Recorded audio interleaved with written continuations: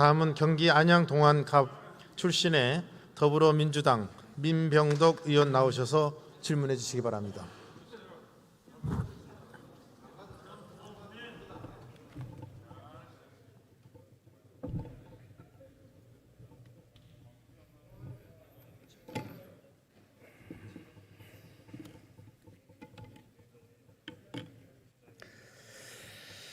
네, 존경하는 국민 여러분, 그리고 정우택 국회 부의장님, 그리고 선배 동료 의원 여러분, 경기도 안양시 동안갑 출신 더불어민주당의 민병덕 의원입니다.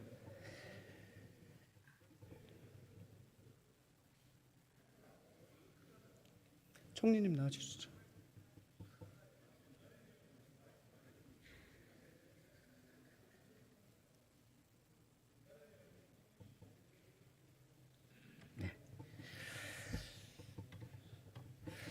총리님, 이태원 참사가 8개월이 지났는데요. 지금 제대로 된 진상규명이 안 됐다고 유가족분들은 지금 국회 앞에서 농성 중입니다. 알고 계세요? 네, 알고 있습니다. 요구사항이 뭔지 아십니까? 네, 지금 그 입법을 좀 해달라는 게 가장 큰 거 아닌지 모르겠습니다. 네. 그 안에 여러 가지를 넣으셨죠. 총리님, 직접 농성장에 가셔서 우리 생떼 같은 자식을 잃은 유가족들 좀 정성껏 만나주시면 안 되겠습니까? 네, 검토해 보겠습니다. 네, 좀 그리 부탁드립니다. 민생 관련 질문을 좀 드리겠습니다.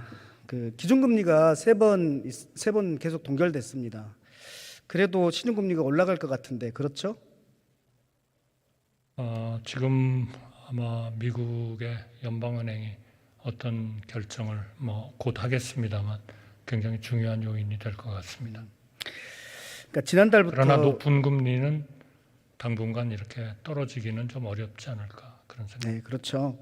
그러니까 은행채 발행 물량 제한이 풀렸거든요. 그러다 보니까 은행채가 공급이 늘었고, 그래서 채권 가격이 하락하고 이자율이 올라가고 있고, 지금 한 달 전보다 0.2% 오른 게 사실입니다.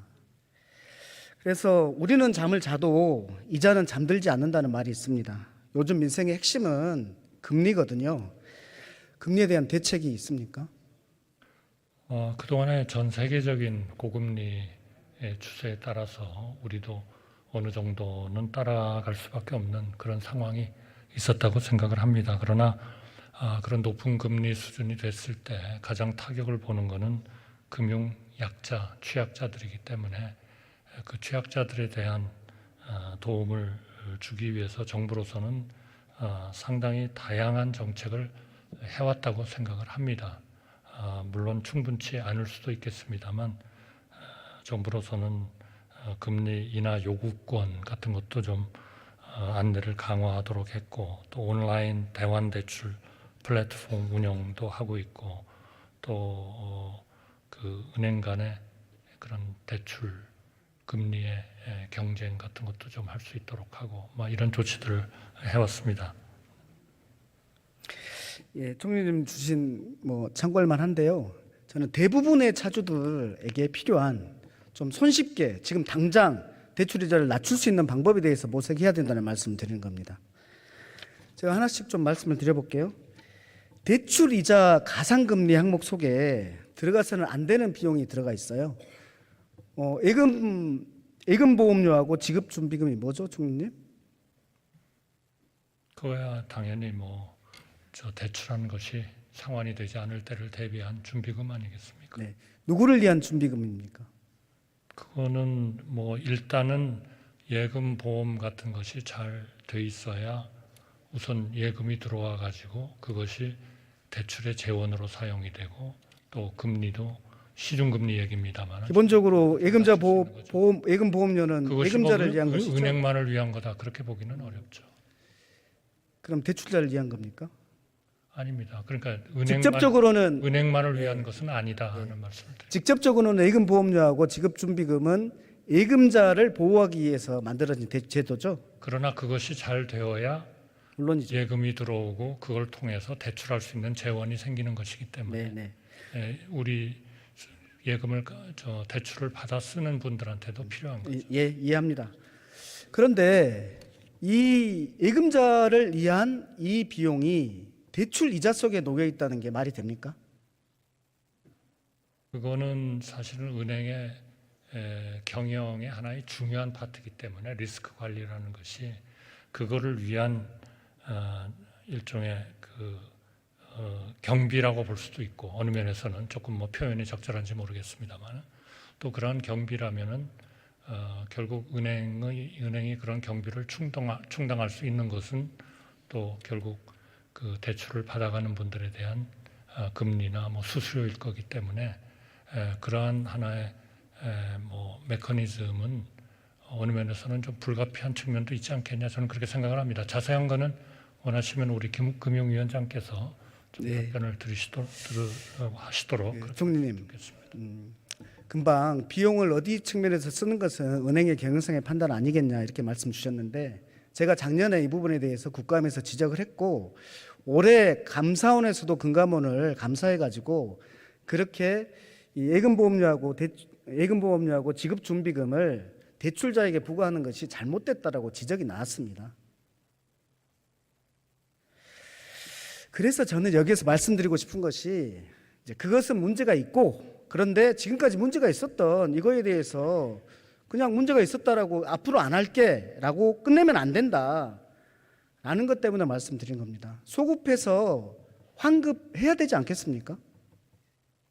그런 부분에 대해서는 제가 금융위원장으로 하여금 답변을 좀 드리도록 하면 어떻겠습니까? 네. 네. 그러니까 조금만 더 말씀을 드릴게요. 네. 국민들이 아셔야 되니까. 감사원에서 지적한 내용만 보더라도 5대 신용은행이 부당하게 징수한 금액이 5년간 4조 6천억입니다. 엄청나죠? 그래서 최소한 5년치는 환급해줘야 된다 생각을 합니다. 협의해 주시겠습니까? 그거는 저희가 관련 부서하고 좀 신중하게 협의를 해보도록. 관련 부서하고 협의를 하실 때요, 이런 사례가 과거에 있었다라는 말씀을 드립니다. 금감원에서 이런 사례가 있었습니다. 부당하게 징수한 금액에 대해서 금감원이 환수하라고 환급해준 조치가 있습니다. 무슨 말이냐면은, 그러니까 납입 기한이 토요일이나 공휴일인 경우에 그러면은 그 다음 날 내면 되잖아요. 그런데 그것을 연체했다라고 해가지고 부당하게 연체 이자를 징수했던 사실이 있습니다. 여기에 대해서 금감원이 잘못됐다 해가지고 124억 정도를 환수한 사례가 있습니다. 그래서 저는 이 사례에서도 반드시 환수를 해야 된다고 생각합니다. 왜냐하면 지금 작년에 은행이 이자로만 얻은 수익이 무려 50조입니다.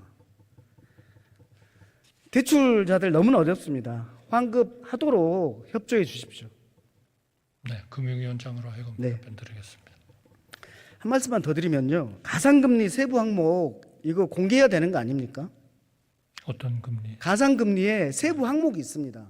그걸 공개해야 되지 않습니까? 저는 그 부분에 대해서는요, 물론 무슨 감사를 하는 분들이거나 이런 분들은 보실 수 있겠죠. 그러나 우리가 시장 경제를 지향하는 이런 경제 체제에서는 최종적으로 대출을 받는 분들이 자기의 신용도에 따라서 은행 간에 나한테 줄 수 있는 금리를 어떻게 금리에 있어서 경쟁하고 있느냐 하는 것을 알고 선택권을 넓히는 것이 저는 가장 중요하다고 생각합니다.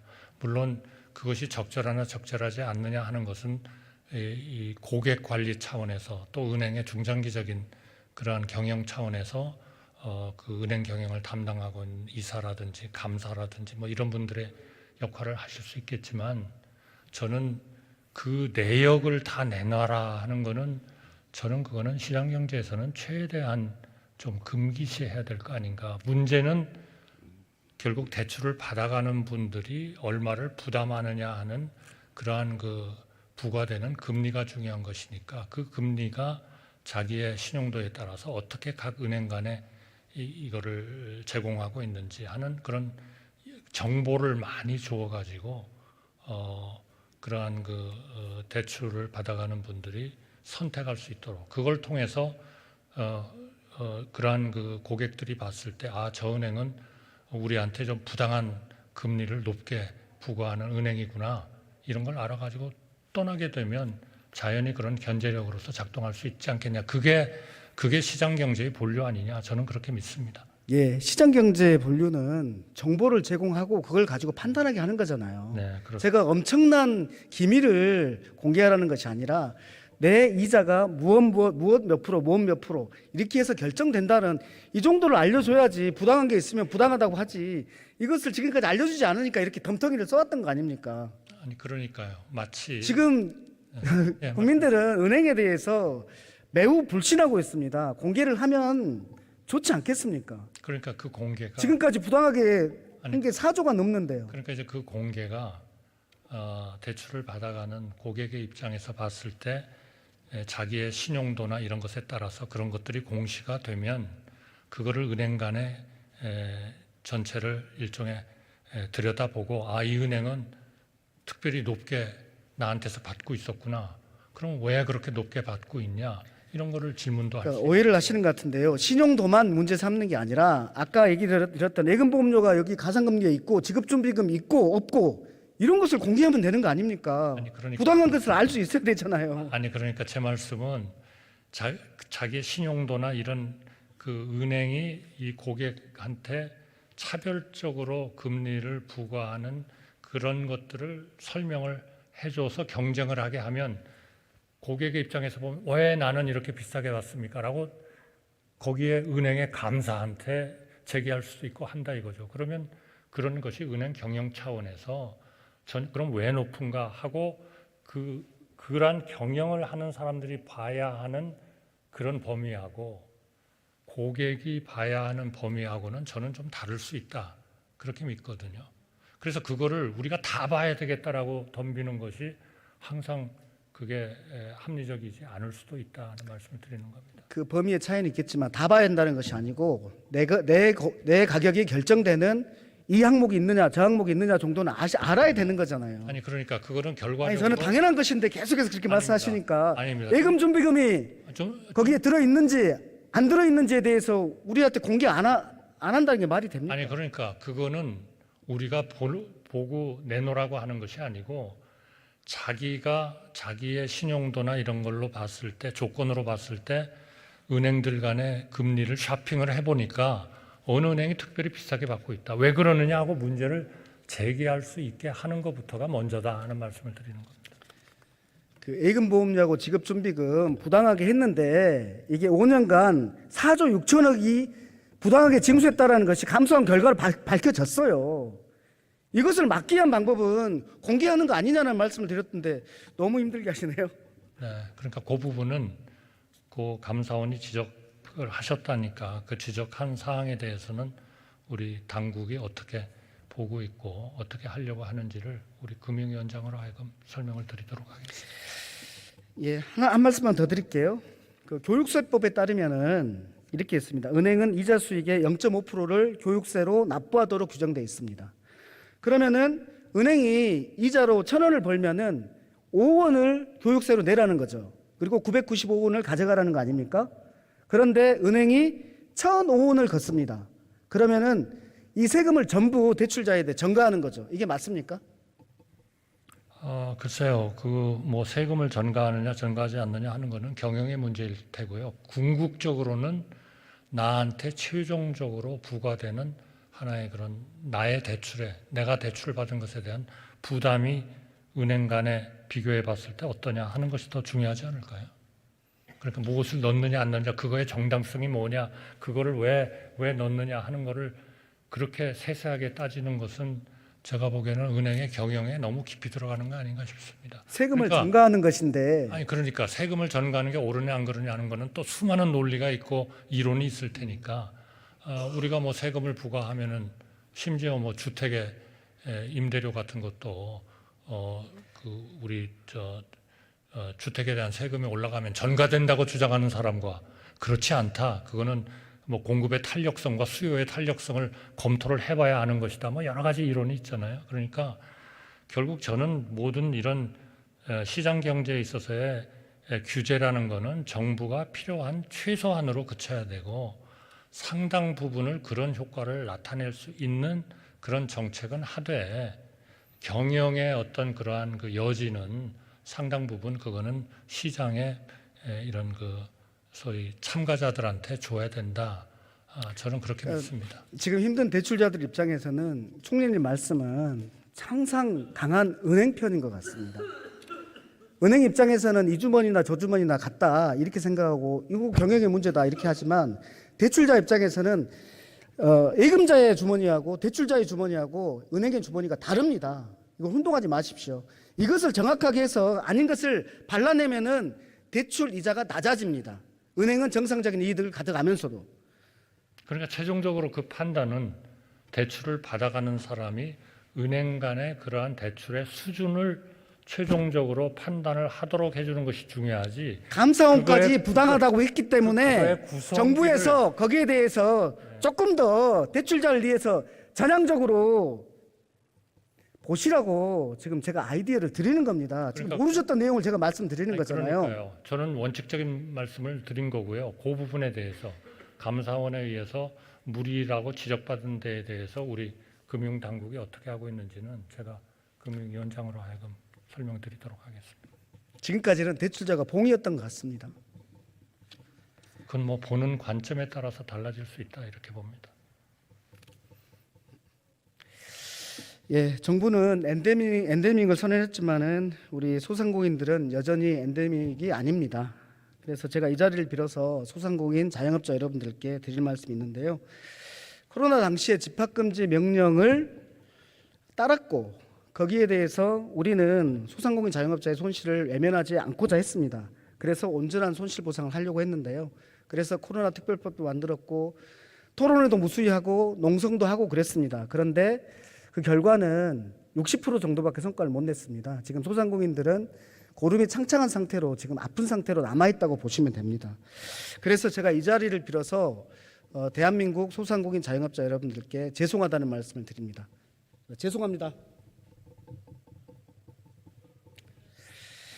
총리님, 영상 한번 보시겠습니까? 소리가 안 나오니까요. 네, 보시죠.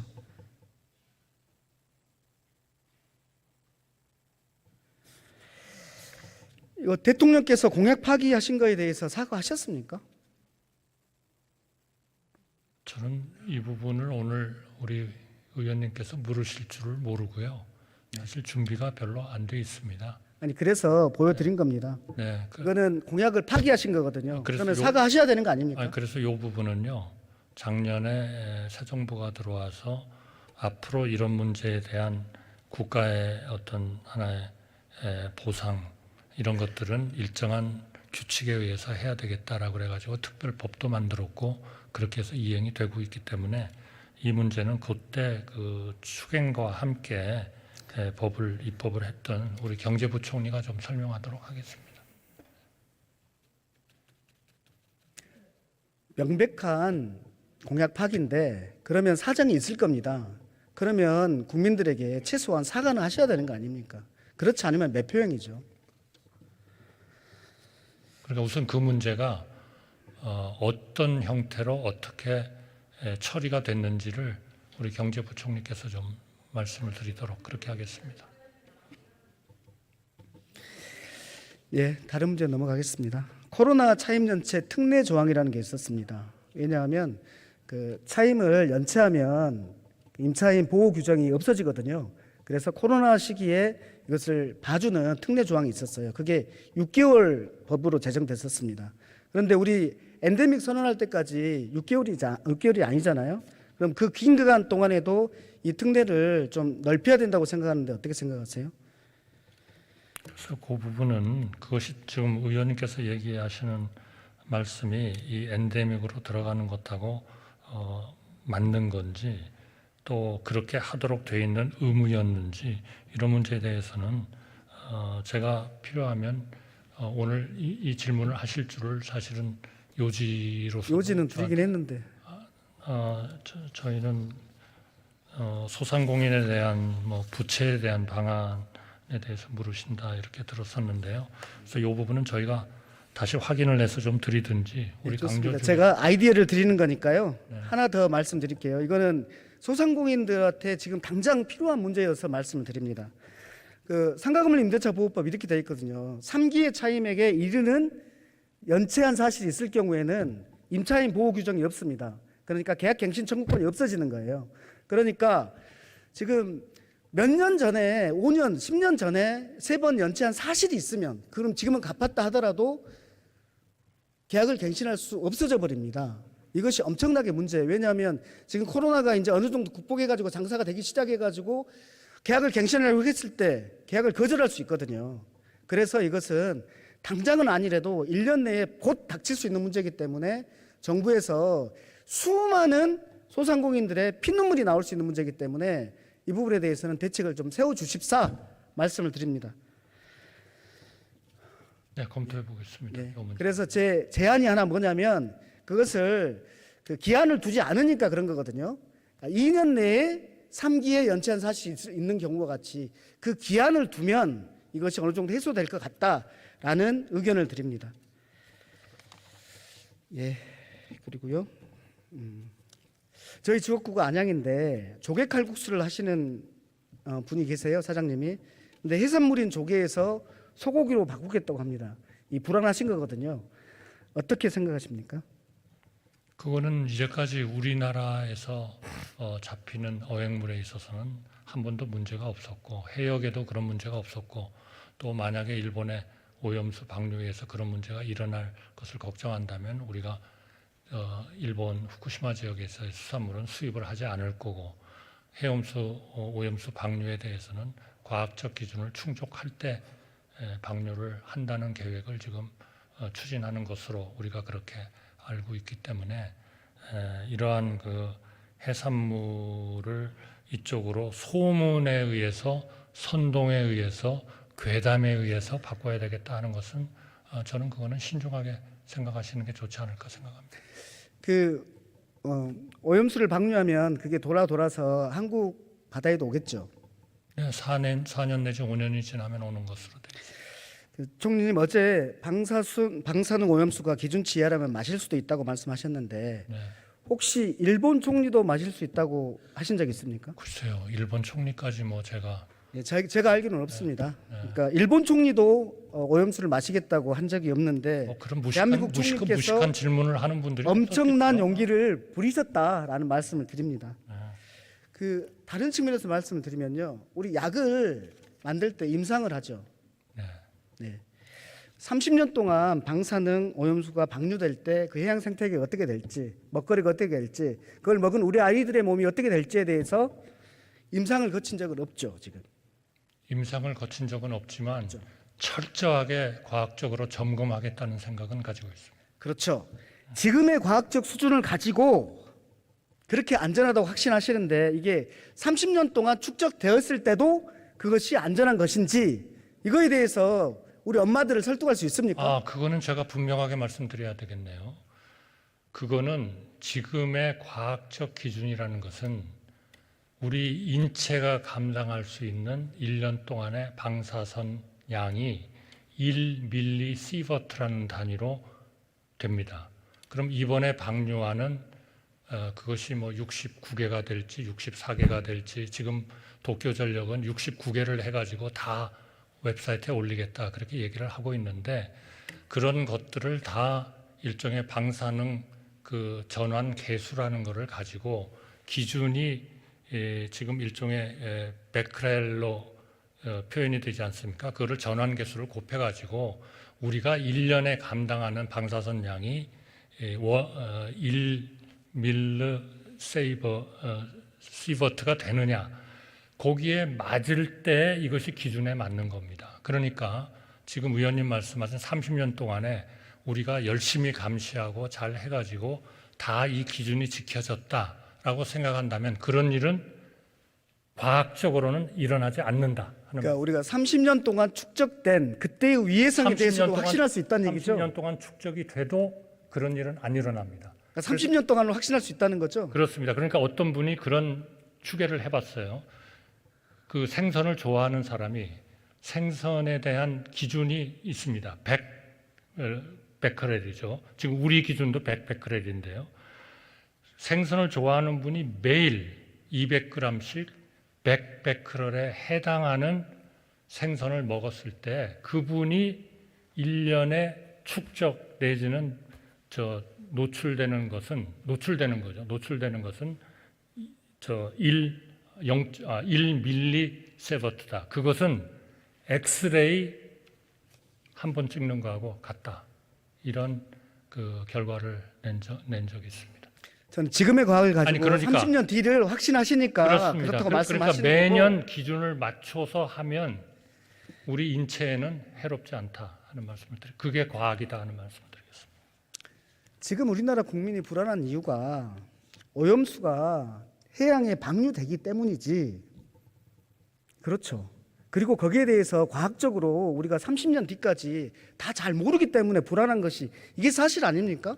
그거는 괴담과 선동이 지금 판을 치기 때문에 그런 것이죠. 아니 그렇게 안전하면 그것을 일본에 방류하면 되잖아요. 왜 그것을 태평양에다 방류해가지고 우리한테 영향을 미칩니까? 일본에 방류하지 않습니까? 일본 내에 방류하면 되잖아요. 그렇게 안전하면. 일본 내에 어떻게 방류를 합니까? 해류에 방류를 해야 된다고 IAEA와 또 우리 문재인 정부와 대한민국 정부가 기준을 지키고 과학적으로 한다면 가능하다고 그렇게 해서 감시를 하고 있는데 상식적으로 봤을 때 PPT 한번 보시죠. 여기에 이런 여러 가지 방식들이 있습니다. 돈이 가장 싼 게 이건데 이 중에서 가장 안전한 건 뭡니까? 의원님, 요 5가지는요. 문재인 정부에서도 충실하게 검토를 저는 그 IAEA와 이런 기관들이 하는 것을 계속 모니터링을 하고 계셨습니다. 그렇게 계셔가지고 2021년 4월에 해양 방출 방침이 공표됐을 때 그로부터 6일 뒤에 정의용 장관께서 국회에서 과학적 이런 기준을 지킨다면 반대할 이유 없다 이렇게 말씀하신 거예요. 그러니까 지금 국민들이 궁금한 것은 사실은 그렇게 안전하면 일본 내에다가 해결하지 왜 다른 나라에다가 영향을 미치느냐 이겁니다. 아니 과학적 기준을 지키는 것이 필요하다. 5가지를 아니 과학적 기준 필요 없이요. 아니, 제가 지키든지 말든지 일본 문제고. 제가요 지금 5가지를 다 말씀드리진 않겠습니다만 5가지 중에선 3가지는요 현재 기준이 없어요. 그리고 규제가 안 돼 있습니다. 그렇기 때문에 이 3가지는 실질적인 방안으로 검토를 할 수가 없습니다. 그럼 규제도 있고 그 규제 기준도 있고 이런 것은 2가지예요. 하나는 공중에 하는 것하고 해양에 방류하는 겁니다.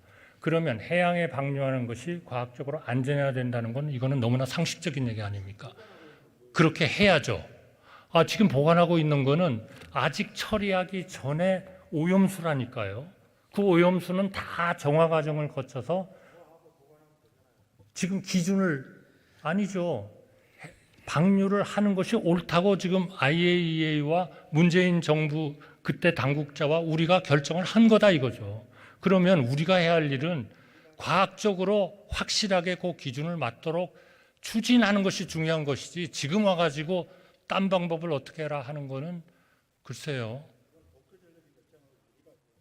그래요.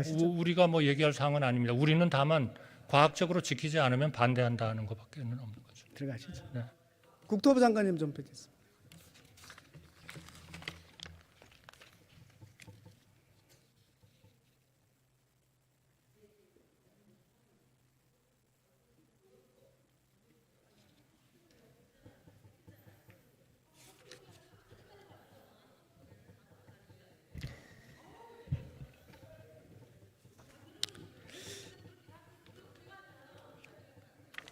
짧게 물을게요. 양해동 지대장 분신 사건 아시죠?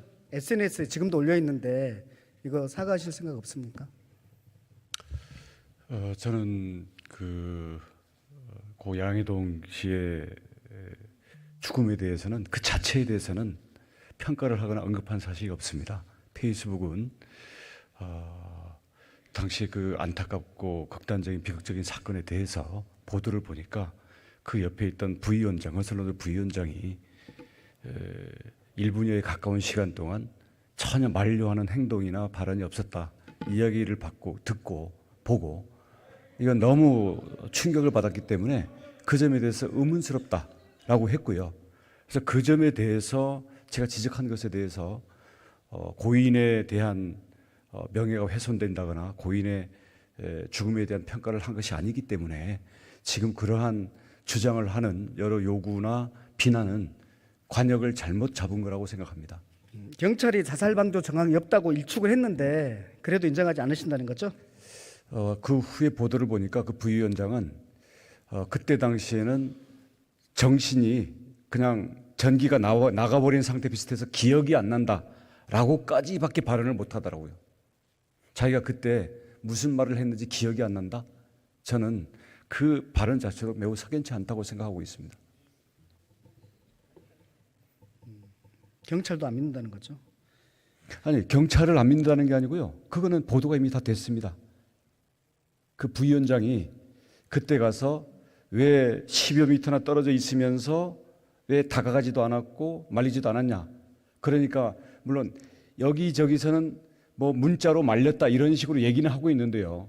실제 그 후에 여러 가지 진술들을 보도된 걸 종합해 보면 본인은 결정적인 그 시간대에는 기억이 안 난다는 말로 넘어가고 있습니다. 기억이 안 난다. 이거 어디서 자주 듣던 이야기 아닙니까?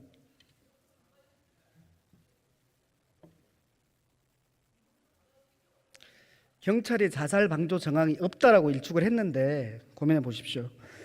역전세 관련해서 말씀드릴게요. 전세보증보험 중요하죠? 네. 네, 그렇습니다. 지금 저희가 이 수수료율도 낮추고 있고요. 특히 이 젊은층 또는 이 서민층들에 대해서는 우리 그 30만 원 이하 같은 경우에는 전액 우리가 기초보험처럼 국가가 이것을 대납해주는 그런 방안까지도 저희들이 지금 마련해 놓고 있습니다. 전세보증보험을 국가에서 들라고 하면서 이거 임차인들이 다 부담하는데 거기에 대해서 신혼, 청년, 다자녀 가구 이분들에 대해서 할인을 해준다는 말씀을 하는 거잖아요. 네. 할인 금액이 0.02%입니다. 그래서 저는 대상도 늘리고 할인을 더 높여야지 이것이 활성화된다라는 말씀을 드립니다. 예, 뭐 지금 정확한 숫자는 안 갖고 왔습니다만은 취지에 전적으로 동감하고 그 방향으로 저희들이 제도를 손질하고 있습니다. 경매하면 집주인의 이제 보증금 여기에 그 집주인에게 세금 체납이 있으면 전세금 반환 채권을 가진 임차인이 낭패를 보는 경우가 있잖아요. 그에 대한 대책이 있죠. 국세는 지금 최우선 그 환수권을 양보하도록 현재 저희가 법을 이미 개정을 했습니다. 그다음에 세무서에서 마무리해 주세요. 마무리하겠습니다. 세무서에서 사실조회를 신청할 수 있는 그런 것을 마련했잖아요. 네. 저는 그거에 대해 보완을 말씀드리려고 하는 겁니다. 세무서에 가서 직접 신청해야 되는 임차인이 얼마나 되겠습니까? 그래서 임차인은 다 전입신고를 하러 갑니다. 동사무소. 동사무소에 갔을 때 임대인의 세금 체납 여부를 알 수 있게 해주면 되거든요. 어떻습니까? 예, 그건 행정부처 간의 그 정보 공유 체제의 문제이기 때문에 동의하고요. 그 방향으로 현재 협의를 하고 있습니다. 좀 더 친절한 행정을 해주면 이 역전세와 관련된 문제가 다 나아질 수 있다고 생각합니다. 예, 전적으로 동의합니다.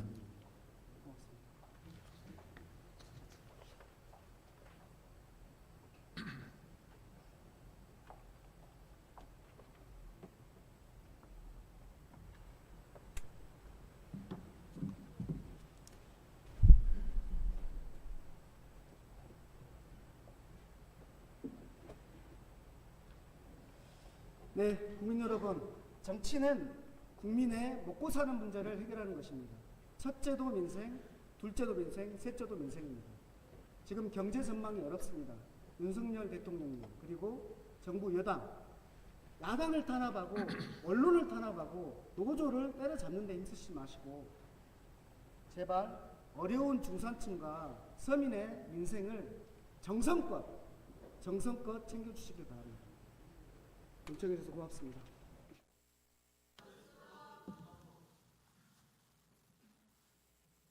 민명덕 의원 수고하셨습니다.